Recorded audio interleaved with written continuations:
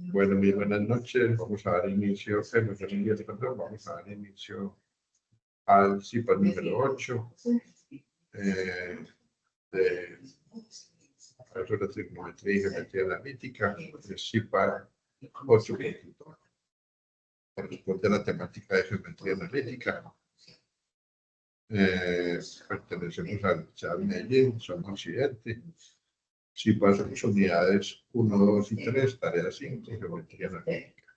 Recuerde que la temática corresponde a esa condición.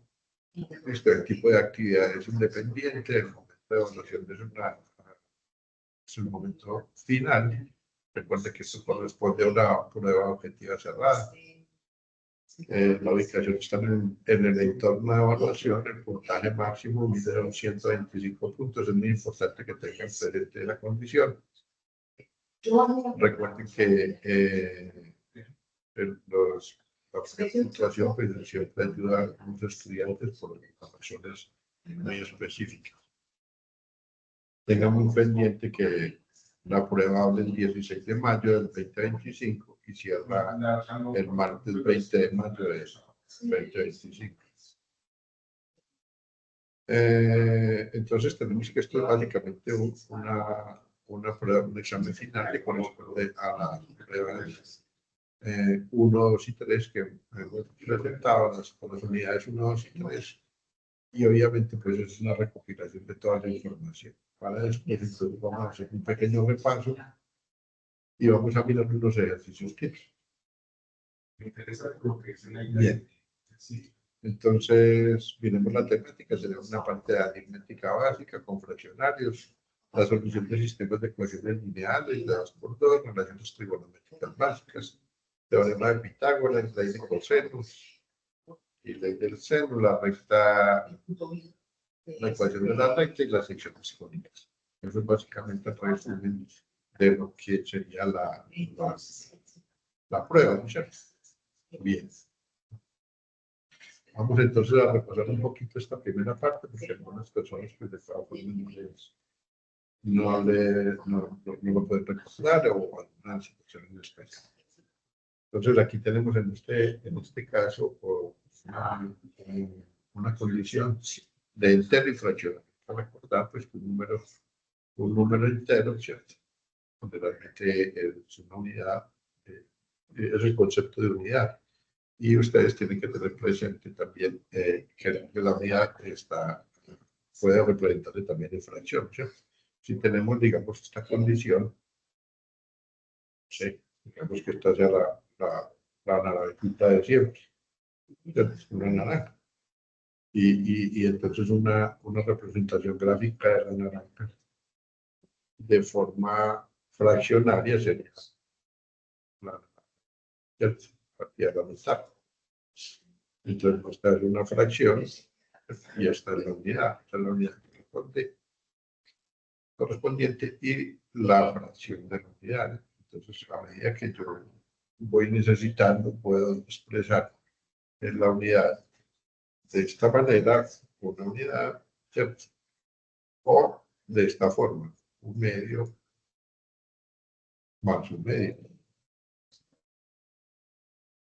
Dependiendo, pues, obviamente, de la condición como yo la necesito, ¿no es cierto? Si la necesito en fracción, pues, trabajo en esta parte fraccionaria y si la necesito como unidad, pues, estaría utilizando esta forma. Entonces, de ahí vamos a recordar también que también podemos hacerlo en cuarto, ¿no es cierto? En tercio, si usted quiere. Supongamos que la partimos en cuarto, entonces aquí tendríamos que esto sería que una es igual a 4 cuartos. Pero mira que ahí tenemos la unidad representada en fracción.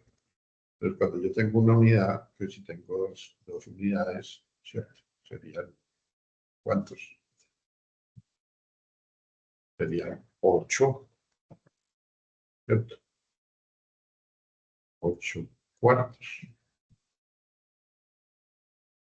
8 y 1 cuadrado, ¿cierto? Entonces, más o menos esa es la idea, ¿no es cierto? Para poder trabajar con fraccionarios, convertir los enteros a fracciones o las fracciones a enteros. Eso es básicamente lo que tenemos que tener mucho cuidado. Digamos que es coger un poco de agilidad, ¿no es cierto? Hacer estas sumas, estas conversiones en la mente rápidas y hacer las sumas o restas de estas conversiones lo más fácil posible, lo más eficiente, así, ¿no es cierto? Bien. Vamos entonces a revisar las operaciones, ¿cierto? Entonces, con las operaciones vos estás sumando, estás restando, ¿cierto? Vas a estar multiplicando y vas a estar dividiendo. De esas operaciones, pues, digamos que requieren de que no se ejercitemos. Para este caso, pues tenemos un ejercicio donde nos están planteando que 7 mitades más 3 mitades de U menos 6 quintos, pues hay que expresarlos de alguna manera, ¿no? ¿De qué manera? La forma más elemental. Entonces, para ello, pues tenemos una operación básica fundamental que es sacar el mínimo con el denominador, ¿cierto? En este caso sería el producto de todos los denominadores, 2 por 2, 4 por 5, 20, U. Entonces, al yo dividir este por este, me quedan estos 2 por 5, ¿cierto? Entonces, 5 por 2, 10, y 10 por 7, 70. Entonces, me queda 70 U. Este va a ser nuestro primer factor. Hay que ir mirando entonces cómo es que está trabajando el algoritmo, ¿cierto? ¿Cómo sería el algoritmo? Pues ahora vamos por el otro, ¿cierto? 20 dividido 2, me queda el otro 2. 10 por 3, 30. Entonces, aquí tenemos este factor. Obviamente con su signo. Hay que tener muy en cuenta los signos. En este caso vamos a mirar este es negativo, ¿cierto? Al yo dividir este por este, ¿cierto? Entonces me queda 2 por 2 por 4, 24. Y aquí tengo el 24, ¿cierto? 4 por 24, 24. Teniendo en cuenta, obviamente, el signo, eso no se olvide. Este signo es muy importante que lo tengan presente. Una vez tenga esta condición, pues en el numerador voy a unir los términos semejantes. En este caso está 71 menos 24U, eso me queda 46U. Al ser yo esa resta, pues va a tener este 46U positivos. Y vamos a trabajar el término independiente, me queda 3. Listo. Sobre 20U. Listo. Entonces, ¿cuál sería la respuesta a esto? Minimizando, pues, o sea, vamos a hacerlo lo más resumido posible. Bueno, entonces, ¿qué es lo que tengo que hacer? Pues, en este caso, pues yo podría, ¿qué pasa si dividimos este todos son múltiplos de 2? Esto es múltiplo de 2, esto es múltiplo de 2, esto es múltiplo de 2. Entonces, yo podría sacar la mitad 46, es 23, 23U, ¿cierto? Más la mitad de 30, que es 15, ¿cierto? Entonces, simplificando esto, ¿cierto? 15, y esto lo voy a dividir. Entonces, esta sería la respuesta, ¿cierto? Esta sería mi respuesta. Voy, entonces, es muy bueno que nos vamos acostumbrando a hacer el ejercicio, a plantear el planteamiento del ejercicio a la respuesta. Mira que nosotros lo habíamos dejado inicialmente, estaba así, ¿cierto?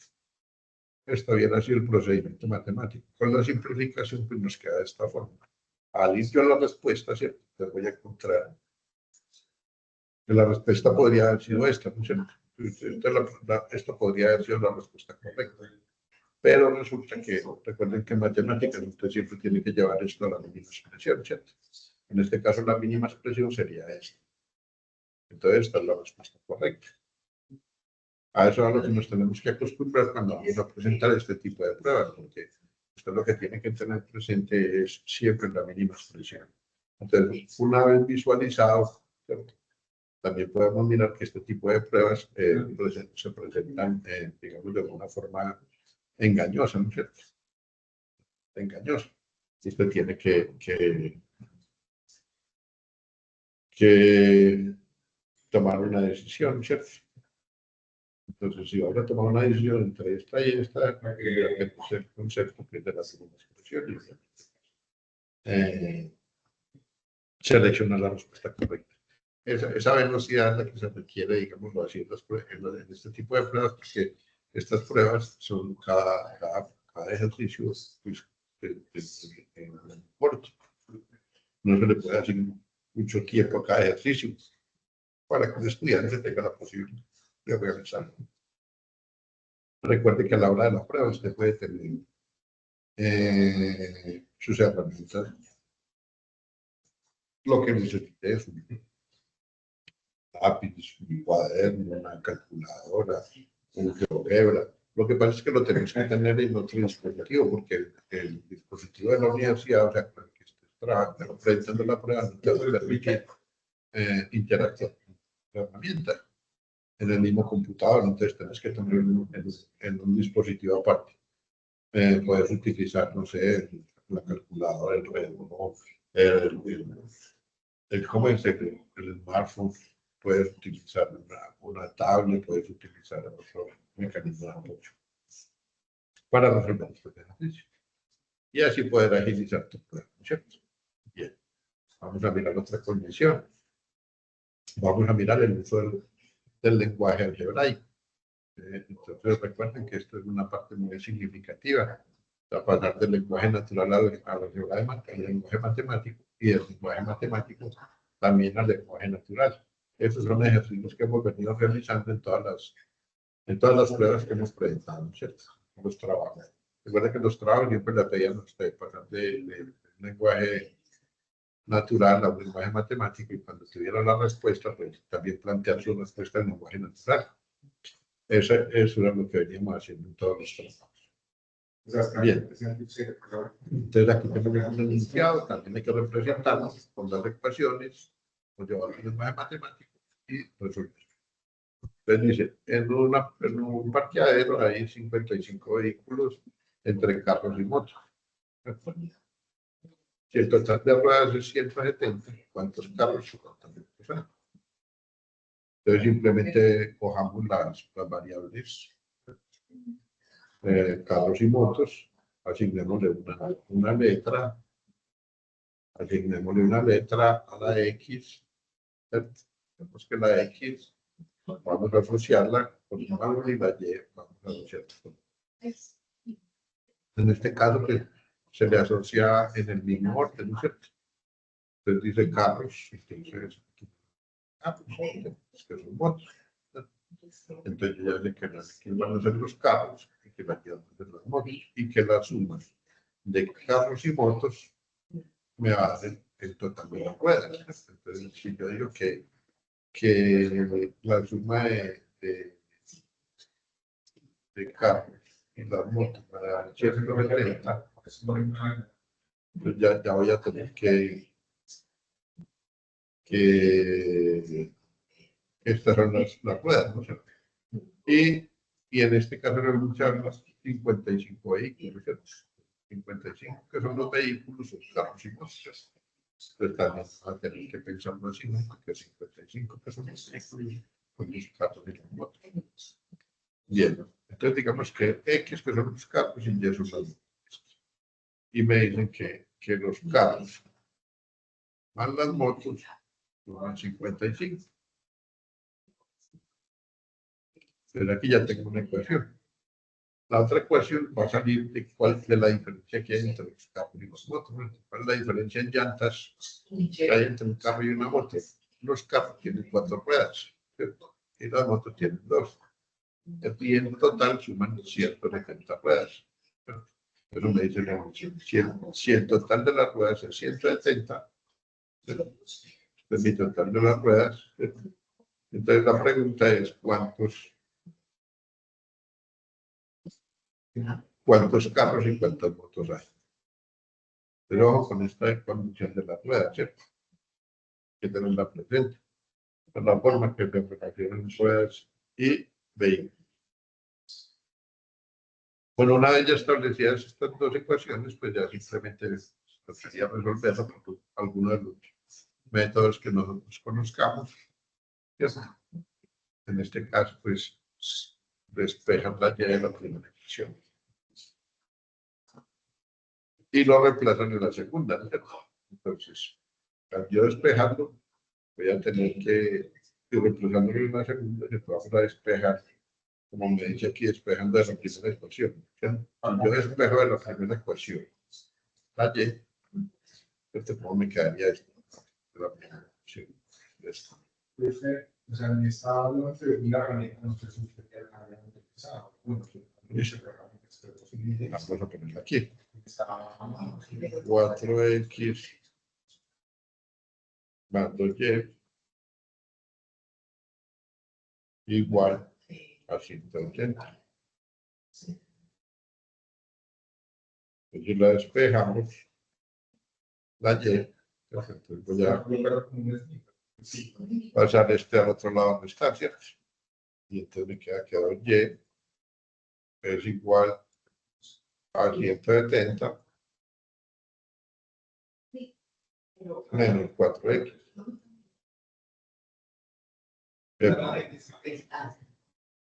Entonces me queda que la y es igual a que a 170 menos 4x sobre 2.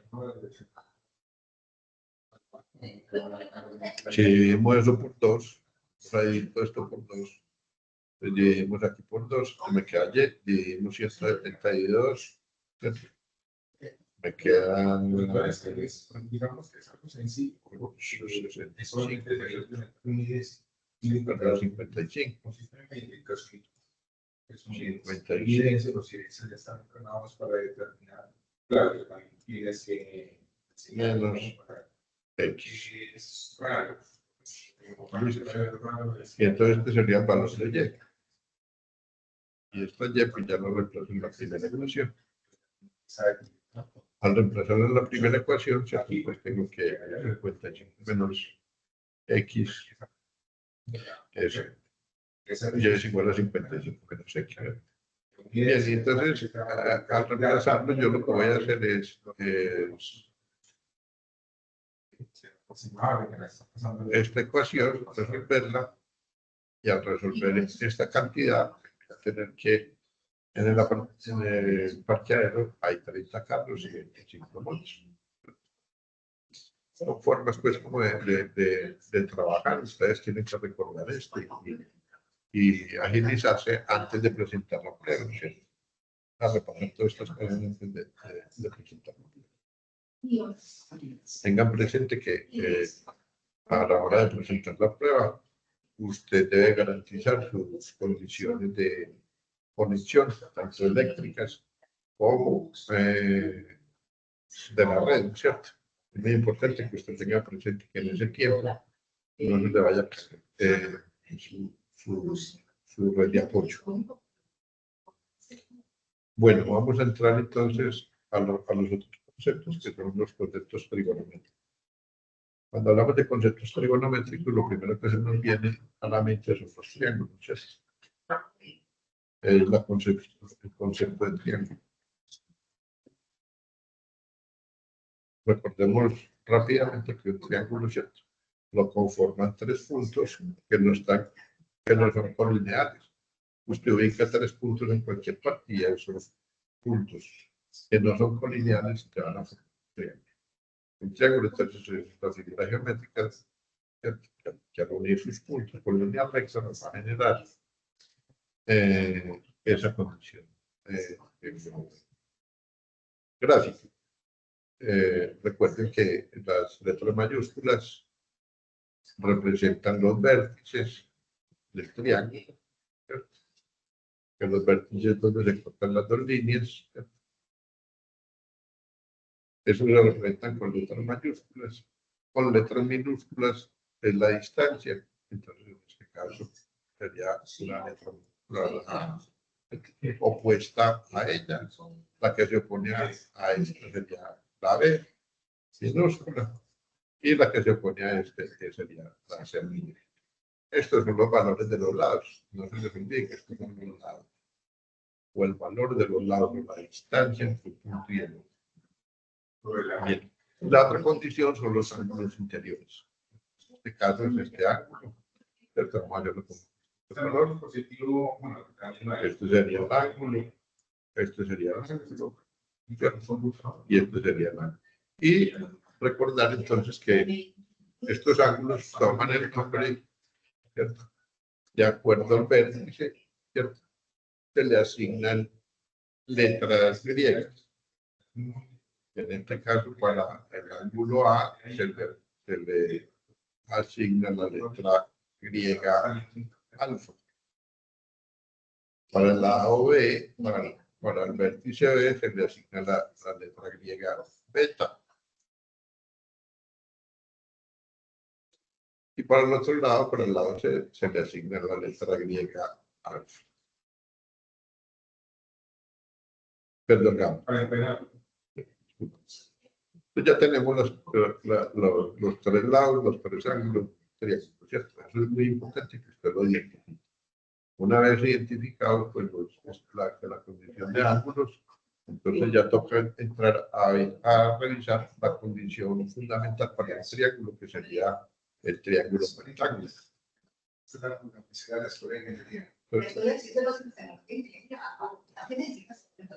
Vengo buscando para un triángulo rectángulo.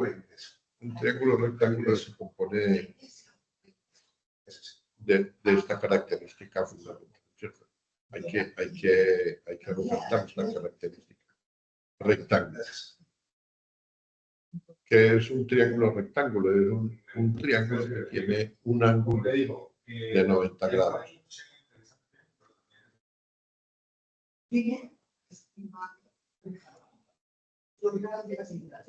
Ahí tengo 90 grados. Esa condición es la que me va a garantizar que el triángulo rectángulo. Generalmente usted lo identifica entonces o lo asocia a los 90 grados y a esta condición, ¿cierto? Así se muestra un cuadrito.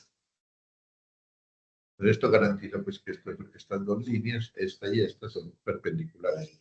Eso quiere decir también todo esto va a estar asociado, ¿cierto? Es una asociación de conceptos que hay que tenerlos claros, hay que recordarlos. Esto es prácticamente lo mismo, perpendicular, ¿cierto? Entonces, cuando no habla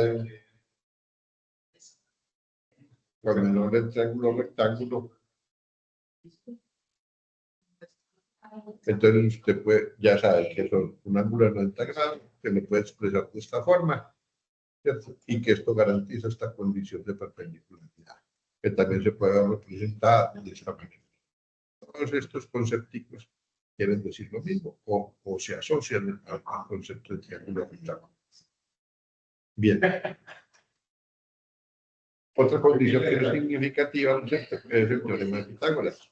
Entonces, el teorema de Pitágoras es asociado entonces a un triángulo rectángulo. Entonces, siempre que estamos hablando de triángulo rectángulo, viene todo lo que puedo yo ir suponiendo, ¿no es cierto?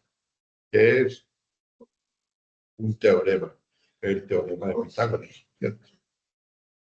Y el teorema de Pitágoras me dice que la hipotenusa al cuadrado es igual a un cateto cuadrado más el otro cateto al cuadrado. Pero aquí es muy importante identificar esta condición de hipotenusa, ¿cierto? De hipotenusa, de cateto opuesto y de cateto adyacente. Eso me lo garantiza esta imagen. En esta imagen, entonces yo ya sé, mire, la hipotenusa siempre, una vez identificado el triángulo rectángulo, ¿cierto? Y el ángulo recto, ¿cierto? Este es el ángulo recto. Una vez identificado mi triángulo, los tres puntos, ¿cierto? ¿Cómo se unen esos tres puntos? Los ángulos interiores del triángulo. Y el cateto opuesto, y la hipotenusa, el cateto adyacente y la hipotenusa. Esas son las condiciones. La hipotenusa es el lado más largo de un triángulo rectángulo. Entonces, mucho cuidado con eso. Siempre que haya un triángulo rectángulo, el lado más largo es la hipotenusa. Entonces, una vez identificada la hipotenusa, yo tengo que ir el cateto opuesto y el cateto adyacente. El cateto adyacente y el cateto opuesto. Mírenlos aquí. ¿Cómo los identifico? Dependiendo del ángulo. Entonces, en este caso, el ángulo sería beta y este sería el cateto adyacente. Y en este otro caso, el ángulo sería gamma, ¿cierto? Y entonces este cateto sería el cateto adyacente. Entonces, ¿cómo así? Los catetos adyacentes, sí, pero es que son ángulos diferentes, ¿cierto? Ojo con eso, que eso va a depender de esa condición, de qué ángulo es el que estoy evaluando, ¿cierto? Si es el ángulo beta, el cateto adyacente es este. Y si es el ángulo alfa, entonces el cateto adyacente sería este, ¿cierto? Porque estoy refiriéndome a este ángulo. Cuando me refiero a este, pues es este, el que está al lado. Y cuando me refiero a este, el que está al lado, ese es el adyacente. Y el opuesto, pues obviamente es el que se opone al ángulo. Entonces, en este caso, a beta se opone ¿quién? Este cateto. ¿Cierto? Este es el cateto que se opone. ¿Y cuál es el que se opone a alfa? Entonces sería este. Ese es el juego que hay que tener claro, pues con el que hay que ejercitarse durante todo este tiempo para poder presentar estas pruebas. Porque estas pruebas hay que tenerlas claras porque prácticamente dependiendo de la forma como plantean los ejercicios, usted ya tiene una cantidad de información que ya debes conocer. Bien, de los triángulos rectángulos, entonces ya recordamos el teorema fundamental que es el teorema de Pitágoras. Y el otro axioma que se presenta, que es la suma de los ángulos interiores de un triángulo, siempre va a ser 180 grados. ¿Cierto? Si ya conozco uno que es de 90, pues los otros dos también tienen que sumar entre ellos 90. Recuerden esas condiciones para poder resolver los problemas. Bien, otra situación que ya es por definición, ¿cierto? Esto ya es una definición, es las funciones seno, coseno y tangente, de acuerdo a un triángulo rectángulo. Entonces se dice que la función seno de un ángulo, en este caso vamos a tomar el ángulo beta, ¿cierto? Vamos a trabajar referente a este ángulo. Entonces me dice que el seno de beta va a ser el cateto opuesto, en este caso, este es mi cateto opuesto, ¿cierto? Y lo representamos así sobre la hipotenusa. Esto va a ser la hipotenusa. Esta relación entre estos dos lados es lo que nos da nosotros el seno del ángulo. Y obviamente, pues para el coseno también sería lo similar, pero aquí vamos a hablar del cateto adyacente. Yo tengo el cateto adyacente y tengo la hipotenusa, ¿no? Entonces, mucha gente pues hace reglitas, asociaciones, ¿cierto? El seno es el cateto opuesto, ¿cierto? El coseno es el cateto adyacente. En fin, hay reglitas de memorísticas, de técnicas, de esto. La verdad, nunca me aprendo nada de la memoria, siempre lo de las imágenes, pero también es válido que las personas que utilizan sus reglas de la técnica, incluso creo que hay una canción y todo referente a esto. Y la tangente, entonces, para la tangente de un ángulo, entonces tenemos el cateto opuesto sobre el cateto seno. O lo que es lo mismo decir seno sobre coseno. Listo, con toda esta información que yo les acabo de repasar aquí en esta diapositiva, pues ustedes en su momento recordarán la forma de resolver algunos ejercicios. Vamos a pasar entonces a la parte de los triángulos. En este caso, acordémonos que esto era para triángulos rectángulos, ¿cierto? Que tiene un ángulo de 90 grados. Y esta es la ley de senos, pues que obviamente nosotros cuando ya hablamos de leyes de senos o cosenos, tenemos que recordar que esos triángulos no son rectángulos. Entonces, como la reglita o la normita que uno debe mirar. Siempre que no sean rectángulos, pues yo voy a tener que aplicar la ley del seno o la ley del coseno para resolver mis triángulos, ¿cierto? Ah, bueno, entonces, ¿qué me dice la ley del seno? La ley del seno me dice que este lado va, ¿cierto?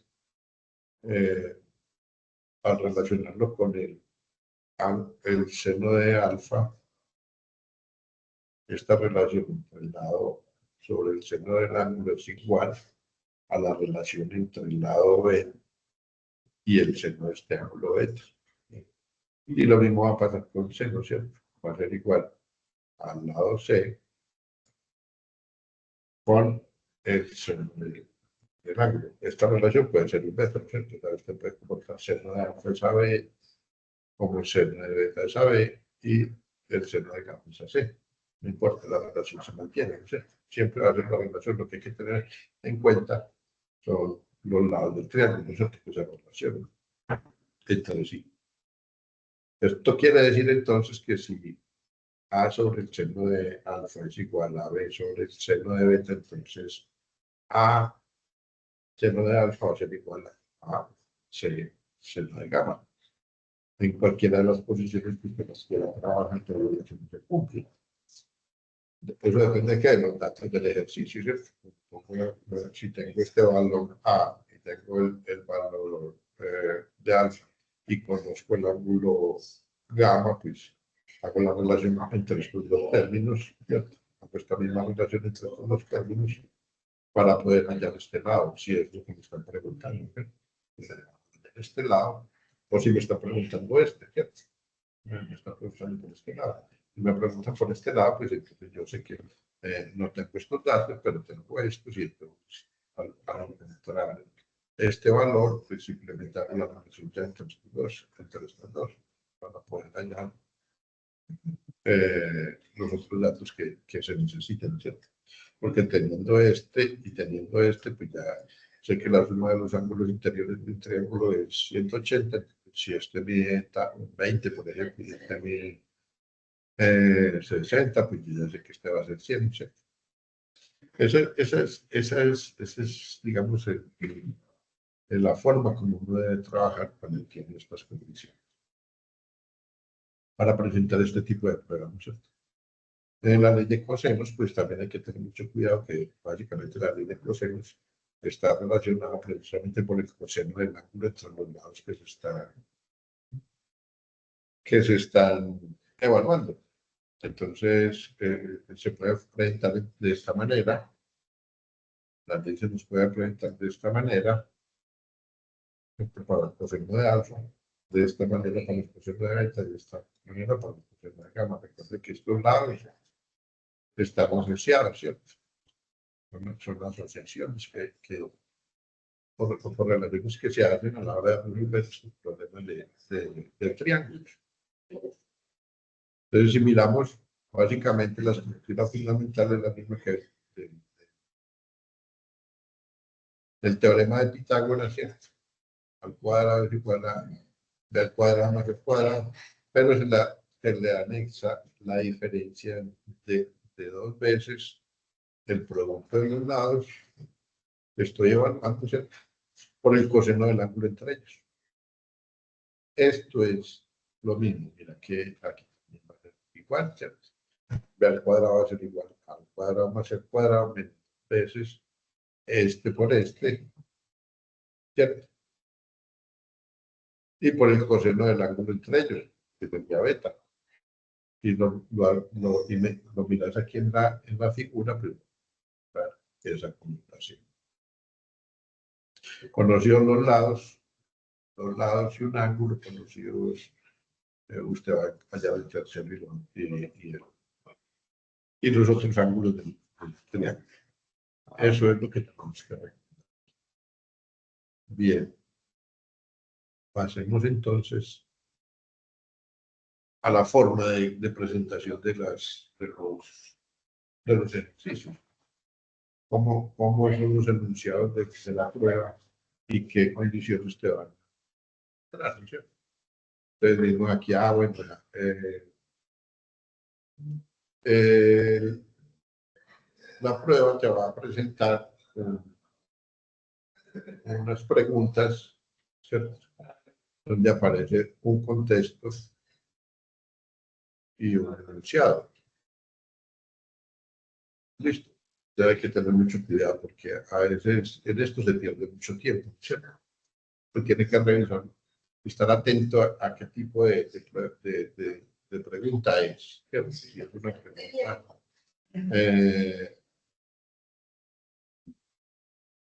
de escogencia múltiple con única respuesta o puede ser de escogencia múltiple con dos respuestas.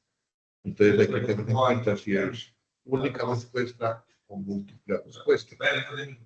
Dependiendo de eso, usted va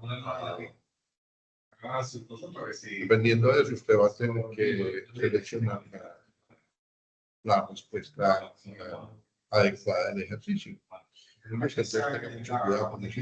En este tipo de preguntas se desarrolla en torno a un enunciado y 4 opciones de respuesta. A, la B, la C o la D. Solo una de estas opciones responde correctamente a la pregunta. O sea, esta es de única respuesta. Es única respuesta o múltiple respuesta. Entonces, si es única respuesta, pues solamente va a haber una de ellas, la que tengo que seleccionar. Y la múltiple respuesta, ahorita miramos más adelante esa condición. Bien. Aquí se dice claramente en el enunciado, se tiene una recta que pasa por los puntos A y B. El punto A tiene coordenadas menos 3,1 y el punto B tiene coordenadas 4,2. Entonces, la pregunta es determinar la pendiente, ¿no es cierto? Recordemos que es la pendiente. La pendiente, recuerden, es igual a Y2 a la coordenada en 2 menos Y1 sobre la coordenada X2 menos X1. Listo, entonces aquí lo que tengo que hacer es recordar quién es X, quién es Y2, quién es Y1, quién es X2 y quién es X1. Recuerden, un punto tiene coordenadas X, Y. Y este va a ser mi primer punto, pero después X1 y este es Y1. Y si este va a ser mi punto 2, este va a ser X2, el X2 y vamos a mirar aquí podemos ampliar para que hallemos esta Y. Entonces miremos que aquí ya tenemos las dos las condiciones para hallar la pendiente de la recta, simplemente reemplazamos los valores y damos solución a ello, ¿cierto? No se les olvide que ustedes tienen que tener a la mano sus calculadoras o su forma de calcular, ¿cierto? Tener una calculadora o no sé, un reloj inteligente, un smartwatch o el celular, ¿cierto? O puedes tener el GeoGebra también, pues, lo que necesites. Pero lo tienes que tener a la mano, ¿no es cierto? Si no, te va a facilitar el ejercicio, ¿no es cierto? En este caso, Y2 va a ser menos 2, ¿cierto? El menos de la ecuación Y1, que en este caso Y1 es 1, y sobre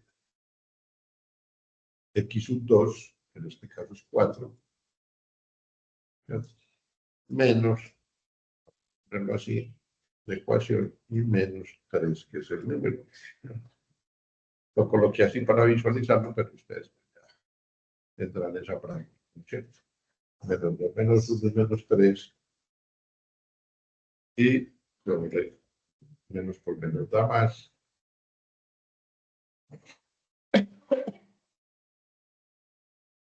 4 más 3, así. Esta relación que nos va a dar la correcta, realizar esta solución. en la calculadora, pues poner todas las cosas. Vamos a revisar. Voy a buscar aquí mi calculadora, ¿cierto? Y digamos que es 3 dividido 7, eso es igual 42,8. Esta hizo la aproximación, punto 49, ¿cierto? Esto es positiva, pero recuerden que nosotros estamos trabajando esta signo negativo, o sea que la respuesta correcta va a ser esto. ¿Listo? Bien, no, es importante, vuelvo y les digo, que tengan sus herramientas, que las tengan, se acostumbren a trabajar con ellas, hagan los ejercicios anteriormente, hagan los mismos ejercicios con las herramientas que estén funcionando bien. Las herramientas son muy útiles, pero si usted no las tiene funcionando bien, pues definitivamente no está funcionando bien, no sirve. Así no es sencillo. Bueno, miremos otra vez lo mismo, contexto, enunciado, tipo 1, solo una respuesta. Entonces ya dice que una de estas es la que tengo que escoger, solo una respuesta. Se tiene una circunferencia que pasa por los puntos A. Vamos a mirar. Uno a veces cuando estamos trabajando toda esta parte geométrica, pues debemos tener un esquemita, lo que uno va haciendo ahí, pero hay que tener papel y lápiz, ¿cierto? Para uno que le va acordando o se acostumbra a eso. Yo tengo una circunferencia, ¿cierto? En vez de que pasa por los puntos A, menos 1, B, menos 2, y C2, se determina su centro de radio, ¿cierto? Entonces uno dice, bueno, yo no sé, ella pasa por esos puntos, ¿cierto? Ubiquemos primero estos dos puntos, ¿cierto? Que es lo que me está bien, ¿sí? Entonces, haciendo una aproximación, ¿cierto? El punto A es 1,-1. Entonces, yo estoy aquí en 1. Digamos que este es 1 aquí y este es -1 en Y. ¿Cierto? Entonces, este es el punto A.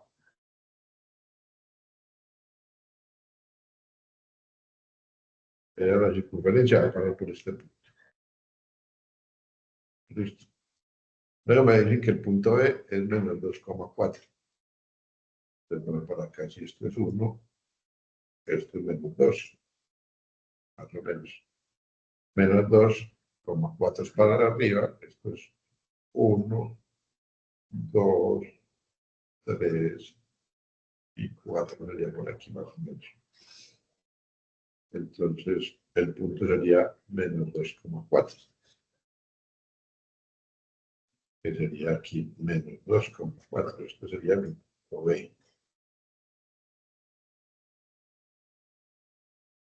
¿Listo? Aquí. -2,4. Listo. Y el otro dice que es C, que pasa por 2,0. Entonces, el 2, 0. Aquí es el punto C. La circunferencia pasa por ahí. Y no me dice nada más, ¿cierto? Determine su sentido de radio. Listo. Aquí definitivamente va a ser muy difícil desde el punto de vista gráfico ubicarlo. Pero yo también puedo hacer lo mismo utilizando a GeoGebra, ¿no? Con la ecuación de la circunferencia. Para la ecuación de la circunferencia y con esos puntos con las coordenadas. Entonces digo, no, yo más bien voy por... A mí me queda más fácil hacerlo por GeoGebra. Entonces me voy para GeoGebra. ¿Cierto? Me voy a GeoGebra, busco esos puntos, ¿cierto? Me diera GeoGebra, Classic. Oye, usted tiene que tener esas herramientas a la mano, porque si no. Entonces, ahí leo nuevamente mis puntos. Mis puntos son 1,-1, -2,4. Abro paréntesis, recuerde. 1, -1, -1, 2,0. menos 2,4, otro paréntesis, menos 2,4, paréntesis, y el otro punto es, recuerde que esto es muy práctico porque usted puede, porque usted puede 2,0, porque usted puede sacar todas las condiciones. 2,0. Listo. Entonces yo paso un círculo que pase por esos 3 puntos, toco los 3 puntos, y listo, y aquí ya le digo que me entregue todo, ¿cierto? El centro,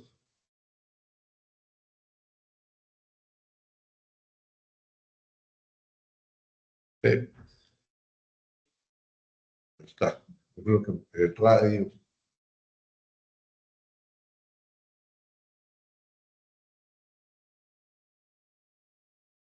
y así sucesivamente lo que me pregunte. Ahí lo tengo.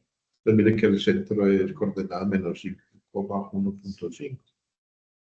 Ya sé, menos 0,5, 1,5.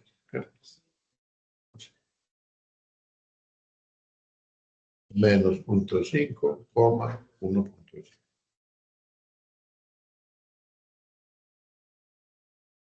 Pero ahí ya tengo mi respuesta. Una forma rápida de hacer el ejercicio. Entonces, así. Bueno, continuemos. Ustedes pueden tener también un enunciado, ¿cierto? Y entonces un enunciado y 4 opciones de respuesta, o sea, solo una de estas. Este es el contexto, el enunciado te va a decir que la ecuación canónica de la circunferencia está por la expresión x menos h al cuadrado más y menos k al cuadrado, y va a ser igual a radio al cuadrado, donde es el radio, ¿cierto? Y h y k son las coordenadas del centro, ¿no es cierto?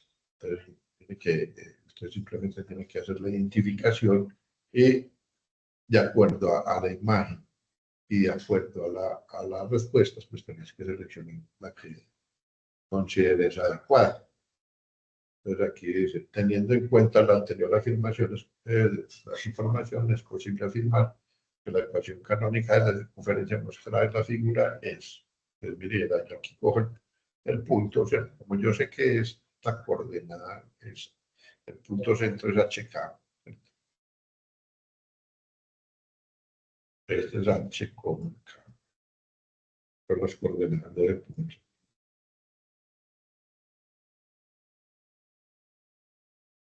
Entonces, yo necesito saber quién es H y quién es K. En este caso, H es la distancia en X, ¿cierto? Que es 2, coma, y K es quién.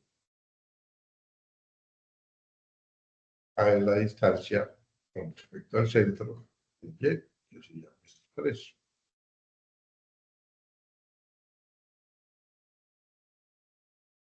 Este punto tiene coordenadas, ¿cierto? H, 2, K, menos 3. Entonces yo voy y miro aquí. 2 como menos 3, este está 2 como menos 3. Y esta es 2, menos 3, H y K. Entonces, estas dos estarían cumpliendo con mi ecuación, ¿cierto? Pero la otra condición es que la distancia es que el radio, 1, 2, 3, 4. La distancia es el radio, R, R, ¿cierto? Y esta R es el radio de la circunferencia, R. Recuerde que la ecuación es R al cuadrado. En este caso, esto sería R, perdón, este es R, esto sería R, y esto sería R al cuadrado, ya que la respuesta correcta es esta. Pero hay que saber identificar, leer en las imágenes la información que nos están entregando. Si colocan una imagen, recuerden, siempre que se coloque una imagen es que se van a referir a ella. Y de ella, pues, debes extraer la información que se te está asignando, ¿no es cierto? Obviamente, por eso es que las imágenes tienen que ser muy claras. Bueno, y lo mismo va a pasar con respecto a las otras condiciones. Esto ya estaba para la misma. Hablemos de este que sería como la otra opción, ¿no es cierto? La respuesta es solo una de estas opciones. Listo, lo mismo. Estos son, a veces se convierten en distractores, otras veces hay que tenerlo muy en cuenta, porque como te digo, recuerden que esta puede ser o, o una, ¿cómo es? Única respuesta o múltiple respuesta. Cuando es única es la misma, ¿no es cierto? Entonces, igual lo mismo que la anterior, se nos está dando unas coordenadas con un foco F con el vértice A, el centro en C de la hipérbola de la figura, determina la ecuación canónica de esta. Tenga en cuenta que las coordenadas de los focos son, tenga en cuenta esta condición, ¿cierto? Que esto es más o menos C, 0, y los vértices son más o menos A, 0, y con C más o menos 5, y A es más o menos 3. Estas condiciones, además tenga presente que se cumple la función, pero cuadrado es igual a cuadrado, cuadrado, cuadrado. No se les olviden estas condiciones que son las con las que hemos venido estando trabajando para que ustedes puedan contestar estos tipos de preguntas, ¿no es cierto? Listo. Aquí entonces al otro tipo al otro tipo de pregunta. Este tipo de pregunta pues trae un enunciado y 4 opciones de respuestas, 1, 2, 3 y 4. Solo dos de estas opciones responden correctamente a la pregunta. Entonces hay que tener mucho cuidado, ¿cierto? Van a ser 2 de estas opciones las que van a ser correctas. Entonces aquí nos da la siguiente ecuación de la hipérbola, ¿cierto? Te da una ecuación, es correcto afirmar que se trata de una hipérbola con apertura de su trama sobre X. Y usted ya acuérdese que yo les dejé allá en el foro un videito con todas las condiciones de las ecuaciones, y entonces usted verifica eso en esas ecuaciones, espero que las tengan a la mano. Te digo, esas cosas hay que tenerlas a la mano para poder se trata de una hipérbola cuyo centro es de coordenadas, el, y sus asíntotos en el punto menos 2,6. Se trata de una hipérbola de origen en el punto 4,4 y se trata de una hipérbola con vértices en el punto 4. Igual lo mismo, entonces ustedes ya verifican y contestan simplemente cuál de estas cumple. Dice, marqué A si las respuestas 1 y 2 son correctas, entonces verifique si 1 y 2 es correcta, marca A. Si las respuestas 3 y 4 son correctas, entonces marque B. Marque C si aquí si las respuestas 2 y 4 son correctas, y marque D si las respuestas 1 y 3 son correctas. Eso es básicamente pues, la forma como se van a presentar los ejercicios y cómo los deben atacar ustedes para tener una adecuada solución. Bueno, voy a detener la grabación para escuchar sus dudas, sus inquietudes con respecto a la charla del día de hoy.